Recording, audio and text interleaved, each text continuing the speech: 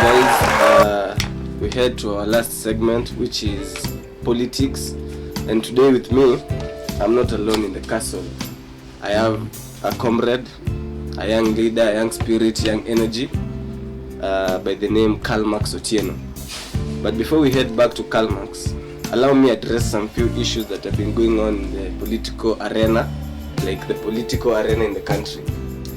Raila Amolo Odinga met with the Mount Kenya Foundation leaders at Serena Hotel, Nairobi last week. Yesterday, One Kenya Alliance Party also met with the Mount Kenya Foundation leaders under the chairmanship of Peter Munga, who is the founder of Equity Bank. This is a group of billionaires. You know, in Kenya we only have 400 billionaires, and in Mount Kenya we have around 100 billionaires. That is a quarter of the whole billionaires in the nation. So you can see how this part of the nation is significant. The mountain is significant in these coming elections. So DP Ruto yesterday was in Kajiado, and Kajiado MP Paris Tobiko invited him, and they had a chat. They had a rally for that matter, but Tobiko's husband was not happy. She said that he was not consulted, and like a man of the house, he should be consulted. So we head back to our question today in the political arena. What do you think if a woman wants to run for any political seat? Do you think it's right? Do you think it's moral? Do you think by the law or maybe by your own conscience, our viewers, that a woman should run and maybe not inform the husband? Do you think a woman should involve herself in political, business, many things, economical issues, sports, without letting the family know? Tell us in the comment section. Coincidentally, we are experiencing a high voltage political scene both in our universities and in our nation at large. So today, as I had stated earlier, in the castle, I'm not riding alone. The castles were formed during the colonial period, and they were so huge, the king could not go alone. So today, Carlmax is around. So Carlmax, how are you?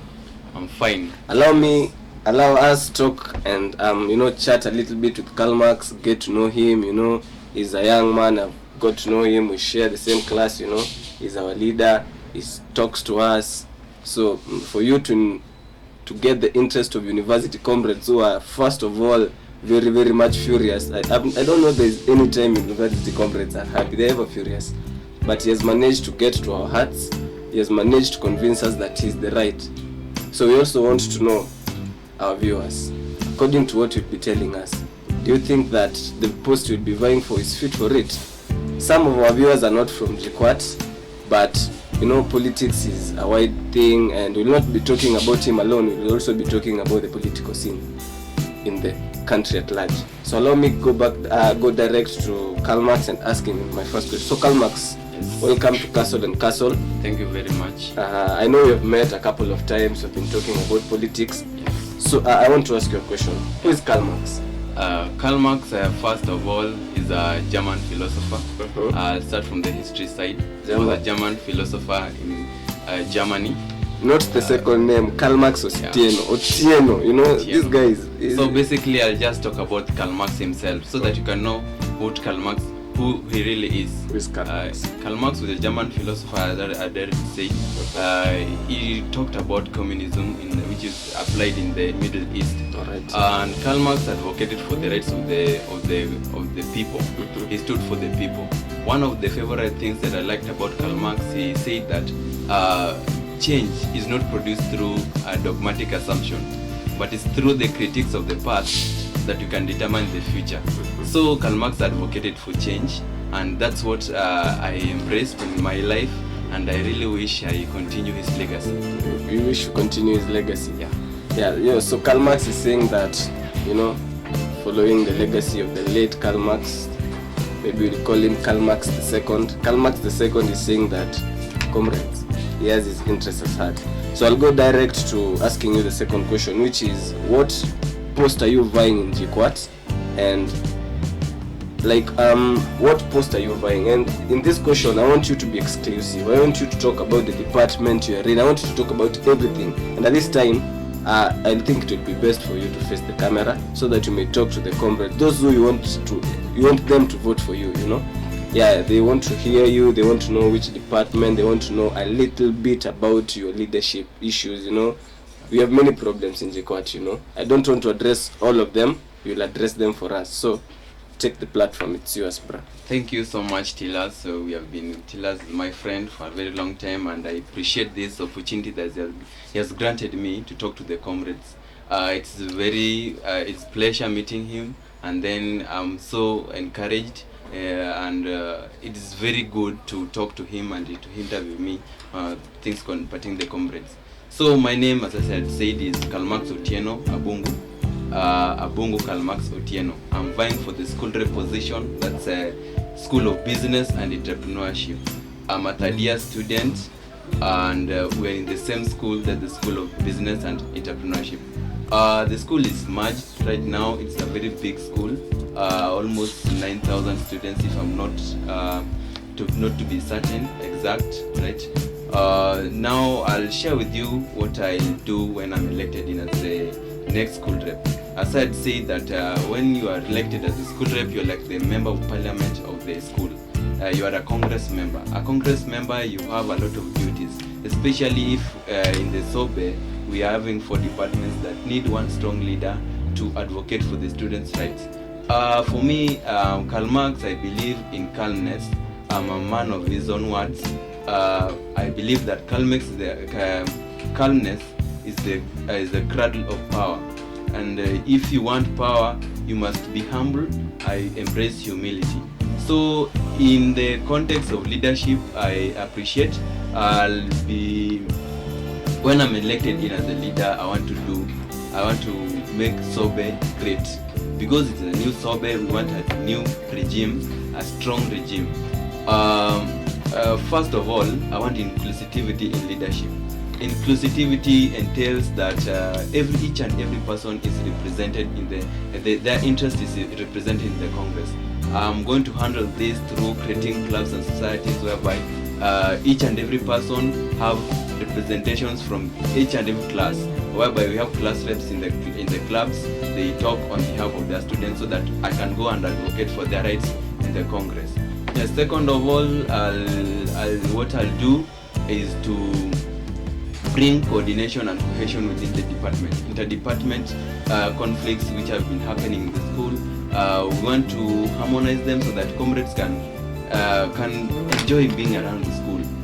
Things to do with the transcript, to do with the session reporting, to do with the free policy. We are going to work out the department so that each and every person is given time. We can address our issues with smooth, in time. Timely information is very important to the comrades so that each and every person is not left out in pertaining the academic works. Another thing that is really pressing in the issue concerning the comrades' rights is about the clubs and societies. We are working on it that unfortunately some departments in the school that I'm yet to be their school rep doesn't have a club where they can address their issues. When I'm elected in as the preferable candidate, I'm going to create a very strong club. We must be felt in the school because we are the majority and we take part in every activity in the school. We must take part in inclusivity. We embrace inclusivity in the school and then in the clubs and societies. Carlmax, yeah, okay. before we proceed on with the manifesto, I have a few questions. No, I have a question that is very key. Okay. When I reported in this school, I was very much optimistic about clubs. So I would like to pose a question to you about clubs. You know, I have a friend in the University of Nairobi, and I also have another friend in the ZTech University.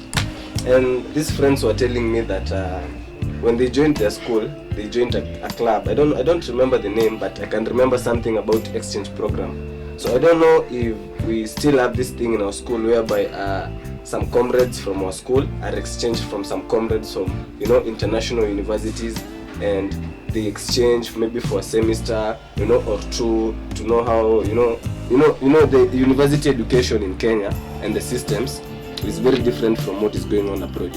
So when that thing happens, we some people are instilled in us, and they'll diffuse the information to the comrades, and they tell us how the people are, how the system is, how the job market, preparation from the different department is, things like those. Don't you think we need something like that in JKUAT? First of all, tell us, this is a very important question that you have posted onto me. Thank you. And then I appreciate that it is a very brilliant idea. What I am yet to disagree with you is that we have exchange programs in JKUAT, and they take place through the correct scholarship program that was in this year, early January. It was a good exchange program. And the reason as to why it's not that much known in the school is that most of the comrades have not taken part in the program. Yeah. Sorry. So because most of the time we find out that only a specific individuals are elected as to go and represent the students' interest. So you find out that there are so few that even the real comrades are not represented. So that's why maybe you as yourself, you're not being involved in the exchange program. And when we are elected, because we want a new regime, we want change, that's why the first I started by saying that we want a strong leader, someone who knows these things, and we want to make them happen. So such exchange programs, we're going to work on them. We are going to have a good exchange program with the club that we are going to form at the Sobe. Okay, all right. So as we go on and as we approach the end of the section, session, I would like I'd like you to address the comrade. I know you have not finished about your manifesto, yes. So I want you to take at least 2 minutes. At least 2 minutes, at most 2 minutes. I know you understand English and you're a very good, competent leader. So take 2 minutes and finish your manifesto, and then you head to the crackdown. The crackdown, viewers will be able to know a few things about Carlmax. Will be able to know about the people he's endorsing in this, JKUAT politics and so much more. So I would like you to finish up your manifesto, Carlmax, and we head out to the crackdown. Okay. Thank you so much. So I had not finished the manifesto. In the school right now at JKUAT, we have had issues pertaining the class rep remuneration. I've been a class rep for a while, and right now there were some issues that class reps were not paid. So there are things that pained us, because most of the time that the people doing most of the work in the school, coordinating with the lecturers. So if they are not remunerated, is something that's so sad. So that's something that for me, I take it personally, and we want to address it in the Congress so that they can know that class reps are also part of the committee. We are contributing much to the kitty, that's the JFUSA, because we have the population right now. We are the majority, so we should be benefiting most from the kitty. We are going to create a channel whereby even if the bursaries are out, most of our individuals from our school benefit. The thing that just to wrap it up, I believe that I'm the right candidate for this position, because even though I was not a Congress member, I've worked with Mr. Josh, the outgoing school rep. I've acted his role when he was away, and I've coordinated with the department with things that are happening in our department. I know that I'm the right person for this position, and that's why I'm encouraging us as comrades that make the right decision. Let us not regret making our choices. I believe that I'm one emaciated candidate. There are only 2 emaciated candidates, 2 docile candidates, and 1 charismatic leader, who is Carlmax Otieno. Mr. Taylor. Okay. Yeah. So thank you, Carlmax. I appreciate your manifesto. Is really, really eye-catching. My eyes are now watery because of Carlmax has mentioned bursary, and at some point in this school I almost dropped out, and he has mentioned Mr. Josh, with the outgoing chair of the Sobe School of Business, I believe. And one day I went and I was walking around stressed, and I wanted someone to help me out. I had not paid school fees. So I met this guy, and he told me, he gave me a few procedures and processes of how I'll get, a bursary from the department and so much more. And luckily, and God is good. What this guy told me was quite encouraging, and believe me or not, my school fees was paid. I did my exam, and here I am right now. I'm a third year student. So Carlmax has talked about bursary, which is very important. He has talked about humility. I love humble leaders. I love associating myself with humble people, and that's why I chose that. In the first time in the castle, I didn't want anyone to bless my castle apart from Carlmax Otieno, because so much. I believe that I've been with him in class.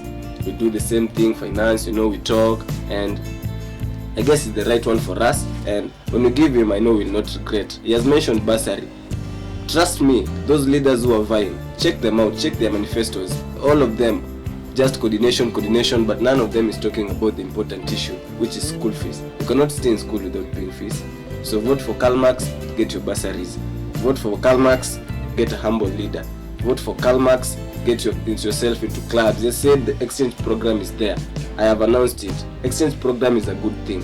With Carlmax, you'll be able to make it to be more exorbitant. So I wish you guys all the best. Carlmax, I wish you all the best. And I have a question for you. Yeah. Who are you endorsing? We have 3 presidential candidates in the school. We have Young Babu, we have Huxley, and Apong. Who are you endorsing to take this thing home? What do you believe is that's a very equal to the task? Mr. Taylor, that's a very challenging question to post right now, because the interview has come before the nomination list. All right. But we have people who we value in our hearts that we believe that are going to make it. Okay. Just for my own safety also, I don't want to mention someone, because politicians never change. Yeah, I will mention them after. Right. Maybe I've won my position. In the castle, we don't like making people feel uncomfortable. Yeah. And we respect that. I thank you. We should direct to the national politics, and Yes. I ask you, between Raila Amolo Odinga, right, Raila Amolo Odinga, and our DP Ruto, who do you think will take is equal to the task, and whom do you think will make to be the president come 2022? Yeah, Raila Amolo Odinga has tried. He has tried to be the president he has tried his best to be the president of Kenya.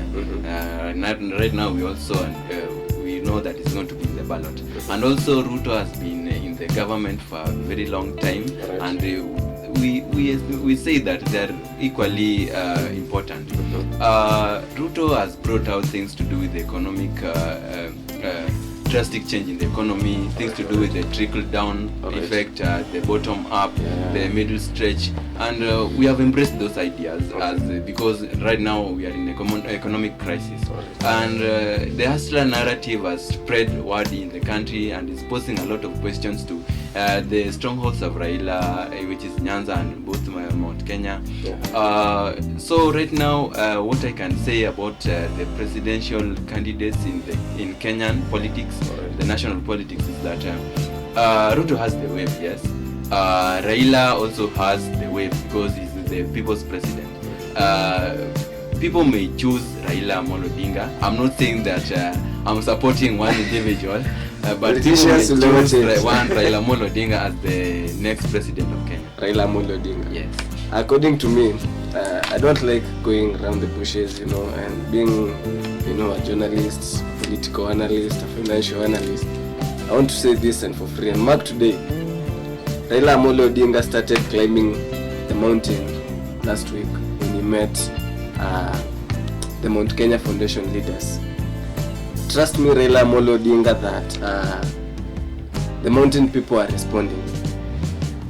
I was following up some research by a YouTube channel, Fifth Estate. They are students of one great lawyer called Mutahi, and they were saying they conducted a research back in 2020, and Raila Amolo Odinga's influence was 5%.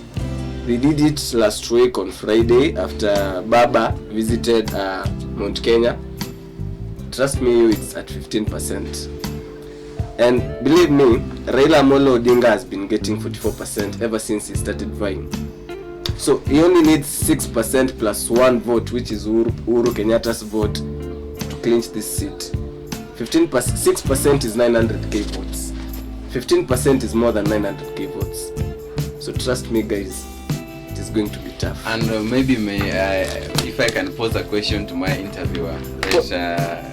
I know you are interviewing me, but now it's politics, we are into it. It's okay, you're free. Yeah, so do you believe in a deep state government whereby you find out there's a deep state, one person is influenced, the winning team is influenced by the deep state? Do you believe in that?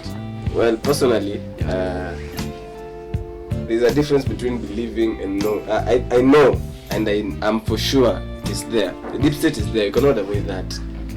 But it depends, in this world, you cannot give everything to people. And one thing I learned, and I've been learning in many books that stating about dictatorship and good leadership, is that if you want to lead people, don't listen. Okay, listen to what people are saying, but give people what they're not asking for.